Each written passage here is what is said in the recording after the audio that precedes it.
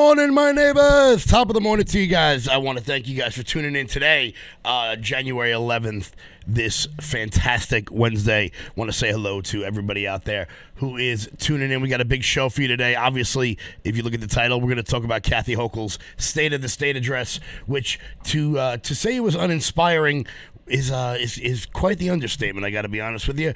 Also, we're going to talk about this ridiculous Stony Brook University professor who decided that it was going to be that it was the police's fault that they were stabbed during a wellness check last week. I've been wanting to get to that, haven't really been able to get to it yet. Also, there's a new Democrat in the county executive race here on Long Island in Suffolk County. We're going to talk about him, what his history is, who he is, and we're going to get to the nurses' strike.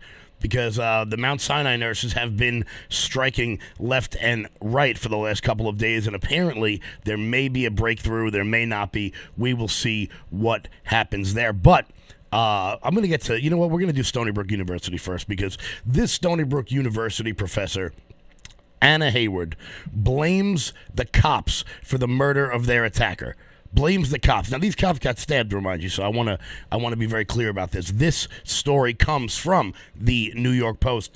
New York University professor at Stony Brook is drawing heat as anti-cop and blaming the victim for condemning as murderers the two Suffolk County cops who shot dead a knife-wielding man who tried to kill them, leaving them with serious stab wounds.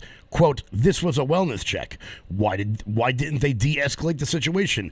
Professor Anna Hayward posted on a Stony Brook Medicine Instagram update on the conditions of two stabbed officers with its staff. And the Suffolk County Police Commissioner, Rodney Harrison. So, obviously, this Stony Brook University professor feels the need to butt in on something she clearly does not understand. Go figure. That is the going rate. That is the going modus operandi for most college professors. She says, "Why did this man have to die? What about the man they murdered?"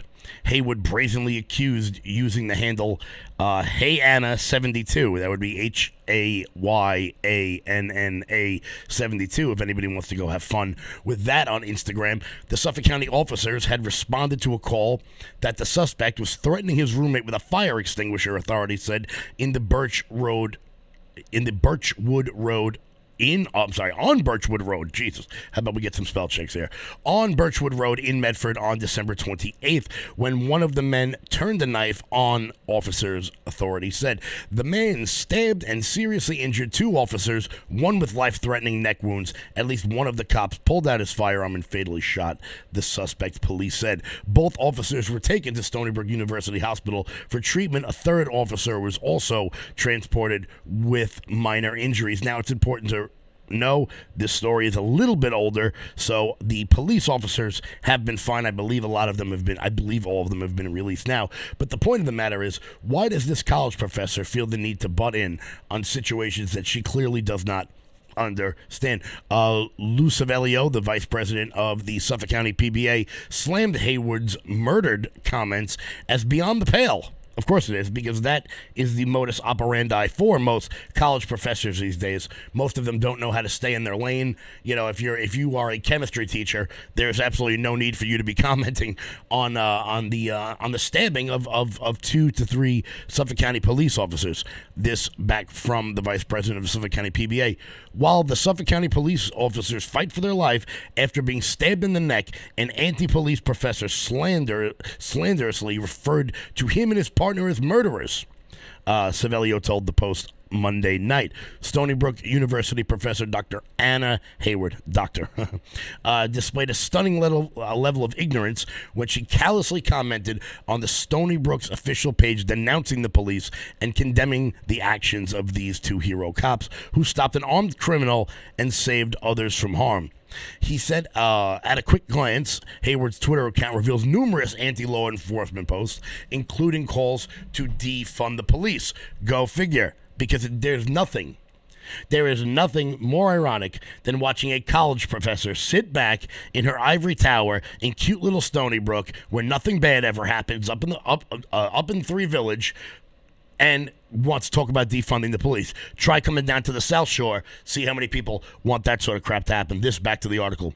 Stony Brook University must denounce Dr. Hayward's hateful comments and should put an end to the harmful anti-police bias in their program, said Savelio, while praising the work of Stony Brook Hospital's medical staff in treating the two officers. Stony Brook University's medical center's outstanding care performed a miracle in saving these police officers' lives, and it is shameful that Dr. Haywood would sully the reputation of the entire Stony Brook community with her anti-police rhetoric. I do want to give a big non-shout out to all the people at Stony Brook University who didn't do a damn thing when this professor came out with these anti-police comments. You know who I'm talking about. I'm talking about all the organizations on that campus who claim to support the police, who claim to be Republicans, who claim to be patriots. I want to thank you all for doing jack shit. This back to the article. Stony Brook University officials in a statement Monday night said, "We appreciate the members of law enforcement who work to keep our community safe, and we are proud of our doctors at Stony Brook Medicine for the quality medical care they provide the injured officers. We wish them a speedy recovery." The comments made online were from what appears to be a faculty member's private account is not affiliated with Stony Brook University. Oh, no. She is. She's very much affiliated with Stony Brook University, even if it is a private account, because you pay her salary. You pay her salary. Something tells me if a conservative professor at Stony Brook, and there is one, there is at least one. I know I went to Stony Brook. You know, this professor had to hide in the shadows, but it was always interesting every time they would come up to me and go, you know, I voted for Donald Trump too. Just don't tell anybody. Yep, the same thing happened to me when I went to Stony Brook. Of course, this milquetoast bland statement from Stony Brook University says nothing about condemning the disgusting comments of one of their professors, but why would it? This is also a university that employs people like Shoshana Herskowitz, who is one of the worst human beings on planet Earth, living here in Suffolk County. So, why are we surprised? Why are we surprised that ridiculous college professors say ridiculous things as well? There are numerous other ridiculous statements coming out all across New York. I've got an article here from Channel 4, from NBC4, that names New York as one of the best places to raise a family in the United States, with New Jersey and Connecticut not far behind. This is unbelievable. According to a Wallet Hub study, thank you, Wallet Hub, for letting us know that you have absolutely no idea what goes on in New York, nor do you have any credibility whatsoever. This to the NBC News article. If you're thinking of starting a family and you're looking for good places to raise some kids, you could do a lot worse than the tri-state area. In fact, New York was named one of the top states in the U.S. to raise a family, according to a Wallet Hub study, whatever the hell that is, comparing categories such as family fun, health, safety, education, affordability, and socioeconomics. The Empire State finished third in the nation, trailing just behind another Northeast state, Massachusetts, as well as Minnesota. Well, let's see that criteria one more time. Family fun, okay, I'll give you that. There's plenty to do here. You can go to 1,000 different sporting events. We got parks, that are overrun by heroin-addicted homeless people, but there's plenty of parks to go to. We've got some fun times upstate New York. You can go to the beach. Very good. Health. I'm not sure if you've walked down Fifth Avenue recently, but not really healthy. I'm pretty sure New York was one of the deadliest states during this ridiculous pandemic. So health, I'm not sure how that works out. Safety, that's absolutely hilarious. Education, not even close. Affordability.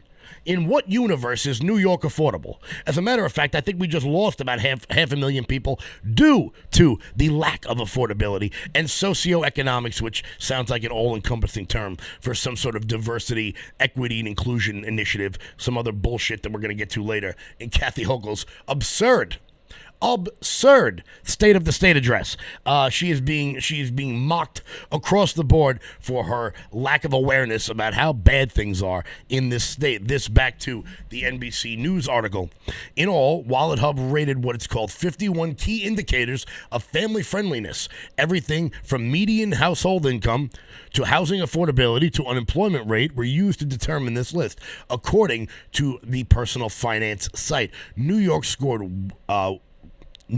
well in family fun, second, ninth in health and safety, and what a surprise to many, affordability Placing 6th in particular, the state had the 5th lowest infant mortality rate in the country. That's very good. I'll take that as a win. And the 7th highest percentage of people aged 12 and above who are fully vaccinated against COVID-19. Very good. So you want to live in this state because everyone has a giant heart because eventually they're all going to get myocarditis.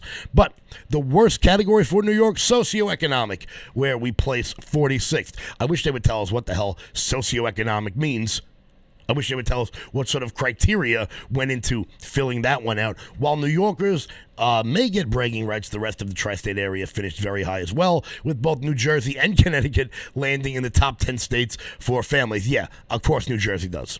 Why wouldn't New Jersey? Traffic, crime, unaffordability, crime, the fact that it's governed by a Goldman Sachs executive in Phil Murphy. Yeah. No shit there. No wonder Wallet Hub. There you go. Personal finance website. New Jersey ranked 7th overall, earning its highest marks in education and childcare. And again, somewhat surprisingly, in affordability, being ranked 3rd in both categories. There's no way any human being is going to tell me that it is affordable to live in New York and New Jersey. That is literally the reason why people are leaving. That and the crime. The Garden State was in the top 5 in median household family income, child care cost, infant mortality, violent crimes per capita, as well as separation and divorce rates. Violent crime per capita, apparently this study must have skipped over Newark. But the fact is, and you got to see this list. This list is absolutely unbelievable. The fact that New York ranked above North Dakota, maybe one of the most beautiful places on planet Earth, and South Dakota. Let's see, what is the worst state to live in? Mississippi. Yeah, just if you like freedom. West Virginia was also at the bottom of that list. New Mexico. South Carolina was ranked 46th as places to live in America, places to raise a family. How many people in this chat from New York know people who have literally fled to South Carolina? Perhaps that's why they think it's the worst place in the world, because all the Republicans are going there. I, on the other hand, would say that the bottom 10 states, how many of them are a Democrat? So we'll go from 40 to 50. Nevada, Arizona, Georgia, Oklahoma, Arkansas, Alabama, South Carolina, Louisiana, West Virginia, New Mexico, and Mississippi. So there's 2 Democrat states there. That's an unbelievable sentence. But before we get into Kathy Hochul's ridiculous State of the State address, guys, make sure you hit that like button if you're on Facebook. Invite your friends to like this page. Share this all over the place. Share this into every one of your groups so that everyone can hear about what our delusional governor had to say. If you're on Rumble, make sure you smash that Rumble button. Take the URL, put it out across all of your platforms. Also, if you're on Rumble, well, if you're not on Rumble, either way, doesn't really matter. Make sure you guys are following and subscribed to LFA TV. This network on Rumble is taking off all over the place. We literally have 6-7 hours worth of shows today, starting with my dear friend Jeremy Harrell at 9 a.m., followed by the great Sean Farish, and then throughout the day, these hosts are unbelievable. Isabel O'Reilly, Anna Perez, Mike Crispy, me at 1 o'clock. Make sure you tune in at 1 o'clock because I've got a fun story about Kevin McCarthy and how he might actually be keeping his word. He might actually be keeping his word to the American people. You're not going to want to miss that. So make sure you guys share this video out all over the place. Also, we're having a big clearance sale here at The Loud Majority for anything you guys are looking for. Website-wide, everything, half off, 50% off with promo code 50OFF. That's 50OFF. If you've ever wanted anything, you want some flags to get ready for the spring, for the rallies that'll be coming up, for all the races that are going to be going on, make sure you guys head on over there, loudmajorityus.com. Use promo code 50OFF. We are clearing out some space for some new stuff to come in, stuff you guys aren't going to want to miss. Also, what do you guys think of the new background?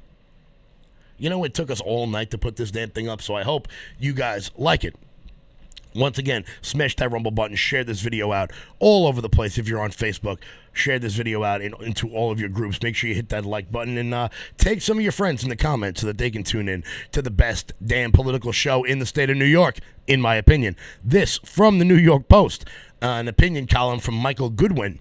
The real message from Kathy Hochul's State of the State address. Escape from New York. Yep. Everybody's running. I'm sure there are people in this chat right now watching who have run for the hills, run for the Carolinas, run for Texas, run for Tennessee, run for Florida. But no. Kathy Hochul has got great predictions coming up. Early in this from the New York Post article, early in her State of the State address Tuesday, Governor Kathy Hochul cited widespread fears of crime and high cost of living threats to New Yorkers' future. She said predictions of a recession mean we will not be raising income taxes this year. Holy crap, we found a Democrat who has openly said out loud to not raise taxes. Now, let's see if she actually does it, because there is more to a recession than not raising taxes. There is also spending cuts, which you know damn well she's not going to do. This back to the article. So far, so good. She followed that up with her smartest observation of the day, saying, we're already seeing signs of out-migration that we can no longer ignore. Heart be stilled. Maybe she finally gets it. Not a chance. Not a chance. Not after she spent the next 40 minutes announcing a seamlessly endless list of big spending government programs that would make the state less affordable and less appealing, all while giving Albany bureaucrats vast power to override local zoning and building laws. We're going to get to that in a minute, because she's going to ram this through like you can't believe. Last summer, Hochul told Republican opponent Lee Zeldin to jump on a bus and head down to Florida where you belong. Tuesday's speech upped the ante, effectively telling New Yorkers of every political stripe in every city, town, and village to jump on a bus or a plane and get out of Dodge while they still can. It was that bad. To judge by the plan she laid out, the governor is widely ambitious but deeply confused. A laundry list of ideas and proposals and a 275-page book with even more of them does not make the agenda. Especially not when some items would actually worsen the problems she identified. For example, she talked about the record high energy costs across the state. Then she vowed to wean ourselves off fossil fuels while also making electricity cheaper through subsidy programs that seemed, to my ears, to be funded by a carbon tax. So nothing says we're going to lower energy costs like trying to add a carbon tax in. Now, something I want to talk about that she brings up in this article, something that she brings up in this State of the State address, this coming from Pix 11. A day after New York City Mayor Eric Adams unveiled a plan to convert office buildings into housing for as many as 40,000 people, Governor Kathy Hochul shared her goal of 800,000 new statewide homes over the course of the next year. So last year when Kathy Hochul tried to ram through this absurd plan for low-income housing statewide, it was vastly shut down. But now she's got herself a mandate. Now she's got herself a victory under her belt. See, she didn't have the political capital to be able to ram through this sort of nonsense last year. But now that she's got a win, she can do that. Now that we didn't pick up enough Senate seats, she can still do that. In downstate areas, Hochul's target is for housing stock to grow 3% every 3 years. She said during her State of the State address on Tuesday, local governments can make it happen by updating zoning rules, redeveloping malls and office parks, and incentivizing new housing production. New York will offer funding for infrastructure for those growing communities. We will cut the red tape and allow projects to move forward quickly while still protecting the health and safety and environment of our communities, she said. Hochul recently tweeted that there are 516,000 fewer housing units than jobs in downstate New York. I don't know why that would matter. Why there are fewer housing units than jobs when every household needs two people to work in it to be able to afford to live in the state of New York. But she doesn't know that because she's from Buffalo. So she has no idea about anything in the downstate, as you guys will remember from the debates when Kathy Hochul made the absurd claim, the outlandish claim, that everyone loves to drive on the LIE. Long Islanders, is there a single person watching this right now that loves to drive on the LIE? You drive on the LIE because you have to. Nobody's like, oh, yay, I can't wait to sit in traffic in the HOV lane, which the HOV lane now allows for electric vehicles. So not only am I sitting in traffic, but when I'm not sitting in traffic, everyone's going real slow because those cars don't go above 60 miles an hour, unless you're in an $80,000 Tesla AOC.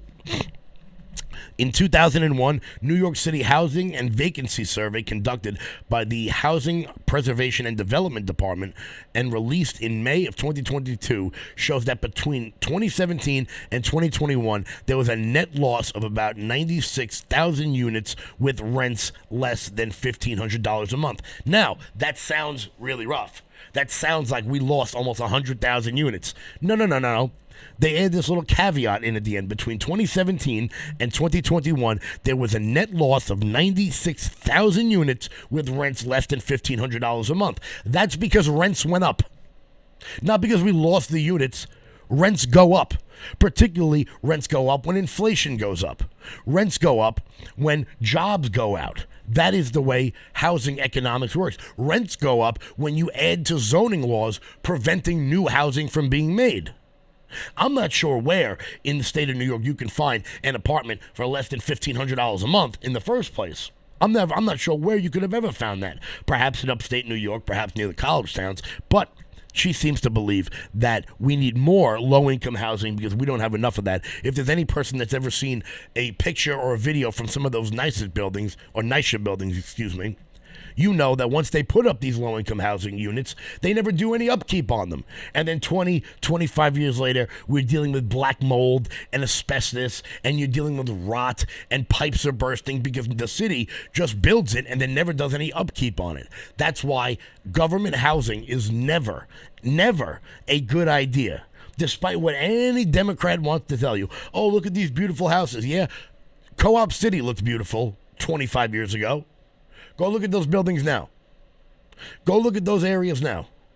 Once they start putting up this sort of low-income housing. The New York City Comptroller, Brad Lander, said Hochul was right to put housing front and center during her address Tuesday, but noted that there needs to be a focus on affordable housing options. He pushed for the construction of new housing to be paired with investments in affordable rental and home ownership programs, rental assistance vouchers, and good cause protections to keep tenants in their homes. Hochul's plan, dubbed New York Housing Compact. Hochul's plan was dubbed the New York Housing Compact. These people really got to spell check some of these articles. Has a large focus on areas served by the MTA railroads. Under the plan, areas with MTA-run stations will undertake a local rezoning or higher density multifamily development within half a mile of a station unless it already meets the density levels. Our investments in world-class commuter rails. World-class commuter rails? The MTA has world-class commuter rails. First off, the L train hasn't run on time in about 45 years. That's number one. Number two, there's people sleeping on the subway, taking a dump in a plastic bag on the subway. Number three, you guys finally finished the Second Avenue subway after 80 years of development. So please don't tell me we have the world's greatest subway system. That's one of the most absurd things I've ever heard. Our investment in world-class commuter rails have connected more people to jobs and created more thriving downtowns, she said. That's why it makes sense to build new housing in those areas. And that's what happens in cities across the globe. No, it isn't what happens in cities across the globe. It's what happens in Democrat-run cities across the globe, because in Republican-run cities, you allow private equity to come in and build these sorts of housing because those people are actually accountable to their tenants. Those people do maintenance on their buildings. The city never seems to do any of these things. So she plans to bring low-income housing all across the state. So if you live near, let's say, the Sunrise Mall, or one of these malls that have closed down, or a big shopping center, or an industrial park, just know that low-income housing is coming your way. And I'm not talking about like what we saw in Wyandanch, where they built up apartments next to a train station. I'm talking because those are some expensive apartments, and you actually need good money to live there. You need, and that brings young people to your community. I'm talking about the low-income housing where you can pay $4,000 a month in rent, and the person across the way from you is only paying $1,000 in rent. I believe that probably adds to just a little bit of animosity between neighbors, and frankly, that happens at a time where people don't know their neighbors to begin with. So, Kathy Hochul's State of the State address is completely delusional and doesn't have any, as Lee Zeldin put it, it was a small swing and a big miss. A small swing with a big miss. She has no idea. She has no care about the rising crime levels. She has no plan for the illegal immigrants that are being bussed here all over the state. She's already said she's not giving Mayor Adams any more money to supplement New York City in their problems, housing these illegal immigrants. I know what we should do. Once that bus gets to the Port Authority bus terminal, we should just keep the bus going. Just keep them going and drop them off in Toronto. That sounds like a good plan to me. So if Ron DeSantis is out there listening, if Governor Abbott in Texas is out there listening, when you bus these people to New York, we're just not going to stop. We're just not going to stop the bus. We're just going to keep them going right up to Toronto, and we'll see how long Justin Trudeau, who is definitely not Fidel Castro's biological son, he is definitely Fidel Castro's biological son. Let's see how long it takes him to be slightly annoyed at us doing that, because as we will get to on the 1 o'clock show, rumble.com/LFATV, Joe Biden had an interesting meeting with what they're calling the Three Amigos. And he came out with a declaration for North America between Canada, the United States, and Mexico. And you're never going to guess what is at the head. What is the two top priorities for this declaration for America? Is it crime? No. Is it immigration? No. Is it inflation? No. Is it the threat posed to us by China? No. The top initiative at this declaration for America between Justin Trudeau, Fidel Castro's son, Joe Biden, our inept president, and Manuel Lopez Obrador, I'm messing his name up, the president of Mexico, the top priority of this initiative was diversity, equity, and inclusion. So that's what we want to bring to North America. That is the top concern of this administration in the Americas. Diversity, equity, and inclusion. Is it the fact that the Mexican government is completely corrupt and bought and paid for by the cartels who are flooding drugs into this country? No. Why would it be that? Why on earth would it be that? You know what number 2 on that list was? Climate change. Climate change. So Mexico, one of the biggest emitters of air pollution on planet Earth, their top priority is climate change. Why does Canada, why does Saskatchewan, all the way up north, why should they have to pay for the air pollution in Mexico City? I remember a couple years ago when the UFC went to Mexico City, a friend of mine was fighting on that card, and he was telling people that he would get headaches from the air pollution in Mexico City. I don't know why that's somebody's responsibility in South Dakota. I don't know why we have to race to the bottom. America and Canada are doing just fine when it comes to pollution. Why we have to continue to pick up for the air pollution in Mexico when they are quite literally not doing anything to help us on the immigration front, because Mexico could. There's a number of things Mexicans could do. They could hold these people in Mexico until their asylum claims are adjudicated. They could do that. Or they could close their own southern border. And it would be a hell of a lot easier to close the Mexican southern border than it would be to close the American southern border, just based on size. But they won't.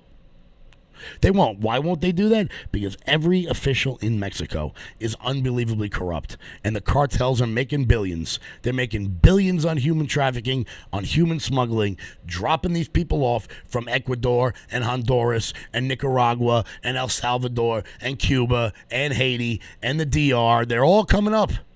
How do you think they're getting here? Half of those countries I just named are on an island. They got to get here from Mexico. They got to get here through Mexico. Was migration, the cartels being designated as international terrorists, was that even brought up at this declaration of the Three Amigos, of the Three Amigos in the Declaration for America? Wasn't even mentioned. Wasn't even mentioned by any of them, but we're going to dive more into that later on. I do want to get to this very interesting story. New York City nurses enter the second day without Mount Sinai Hospital, and the union apparently is returning to the bargaining table. This coming from Fox News. Montfoyer, Bronx, also has yet to reach an agreement, a tentative agreement, but will reconvene talks with the New York State Nurses Association. This is from Fox News. New York City nurses are reportedly on strike for the second day Tuesday. So far, the New York State Nurses Association, a union representing 40,000 workers across the state, and two New York City hospitals, Mount Sinai, Maine in Manhattan, and Montfoyer in the Bronx, have failed to reach tentative agreements after bargaining broke down over the weekend. Negotiations resumed Monday afternoon at Montfoyer, and both sides said they were close to a deal.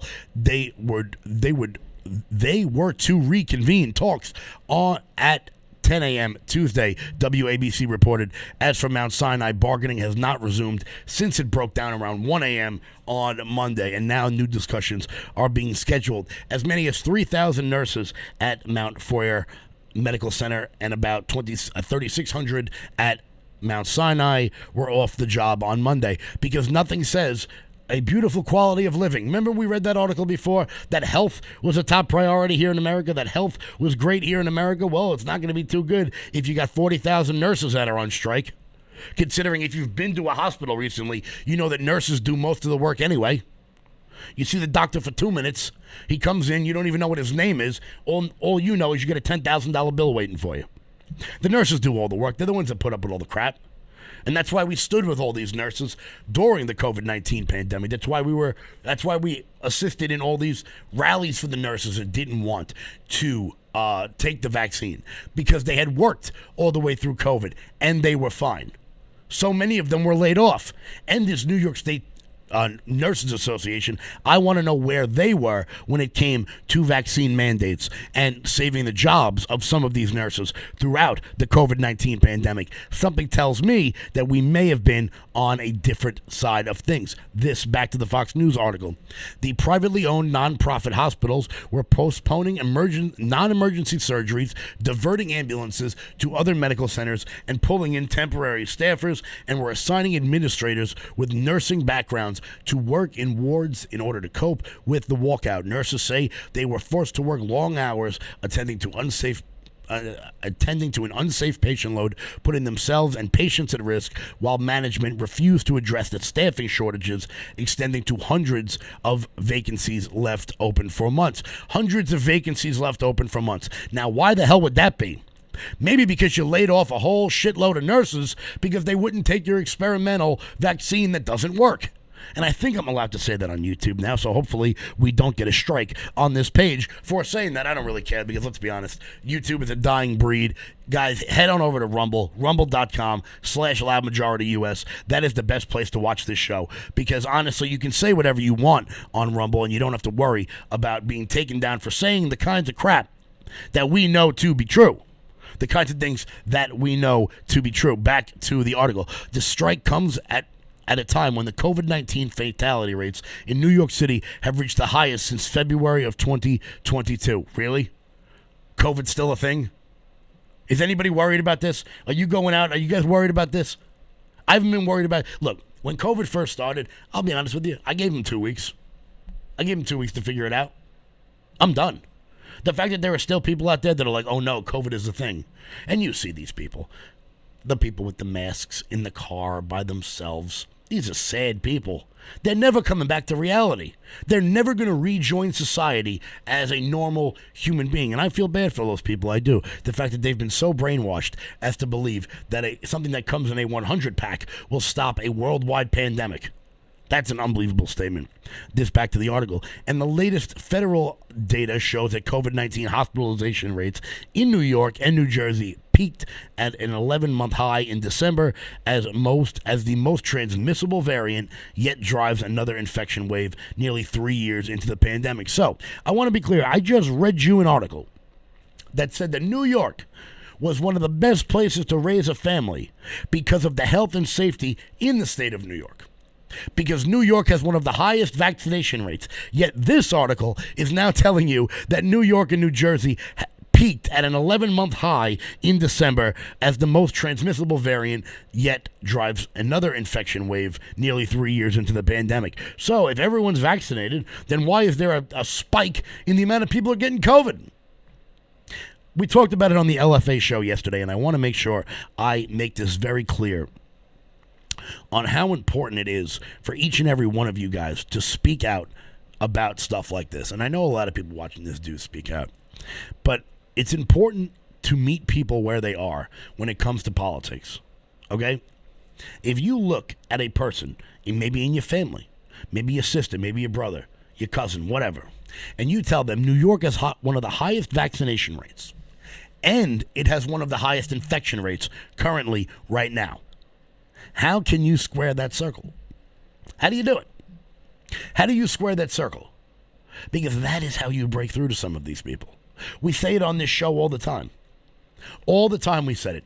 The easiest way to get through to some of these people who are branch COVIDians, as they've been dubbed in the online world, branch COVIDians. They're in a cult.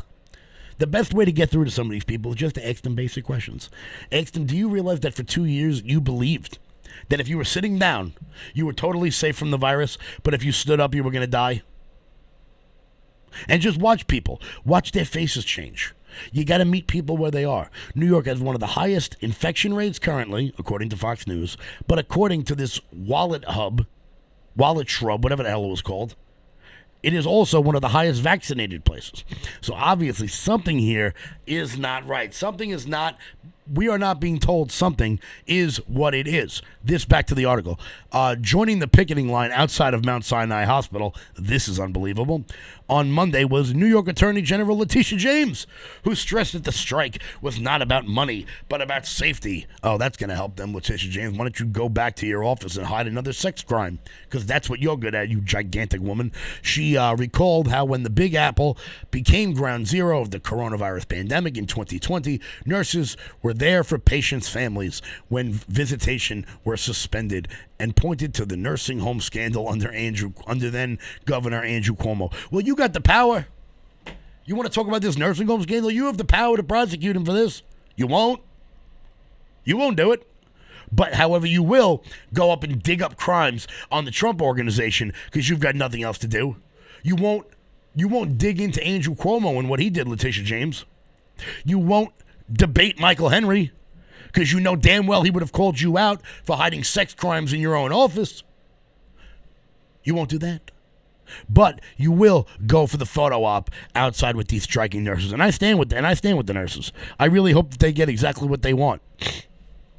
The problem is so many good nurses were either fired from their job or left the state because of these vaccine mandates. You want these vacancies to be filled? All you got to do is get rid of the mandates. That's all you'd have to do. That is the only thing you would have to do to get rid of some of these vacancies. Then maybe nurses wouldn't be worked to the bone.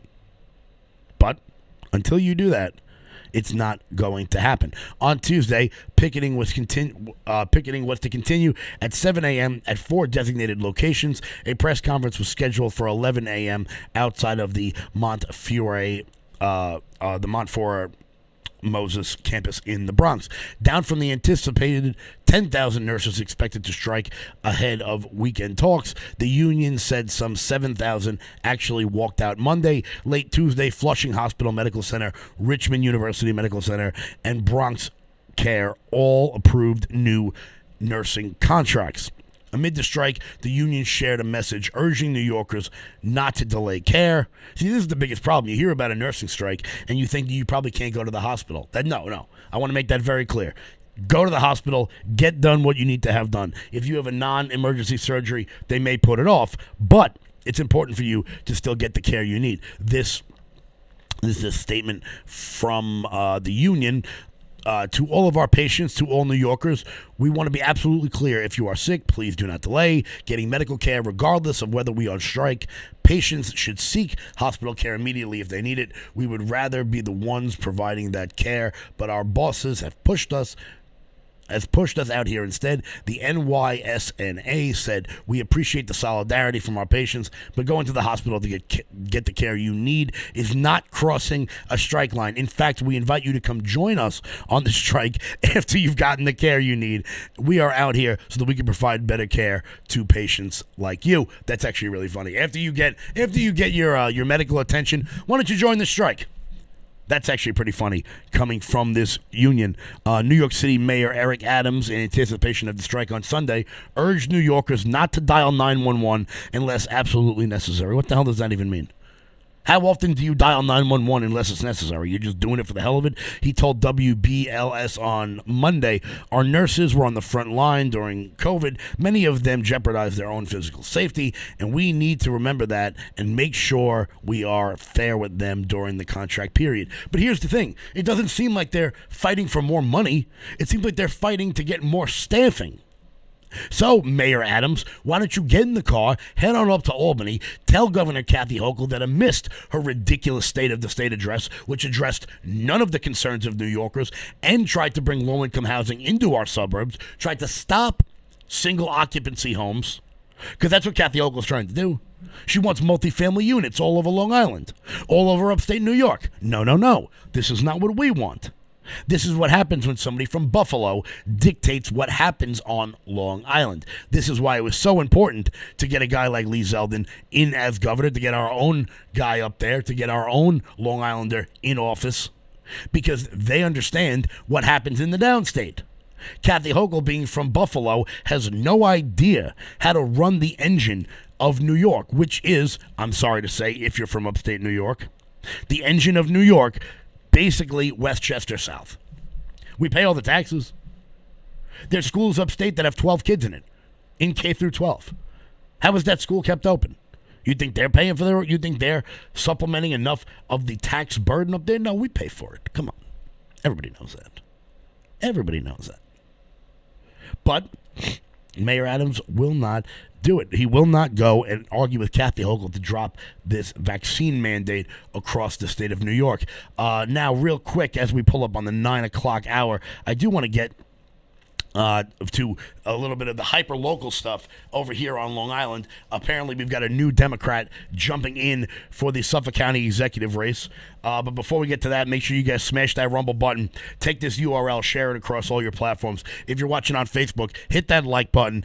Tag your friends in the post so that they can find out which Democrat is attempting to take over for Steve Ballone. Of course, he won't, because the Republican Party will win. This from Newsday, an opinion article from The Point. This is actually, it's actually not a bad article. Who wrote this? Let's see. Who wrote this article? Mark Curisano. I don't know who the hell this guy is, but let's see.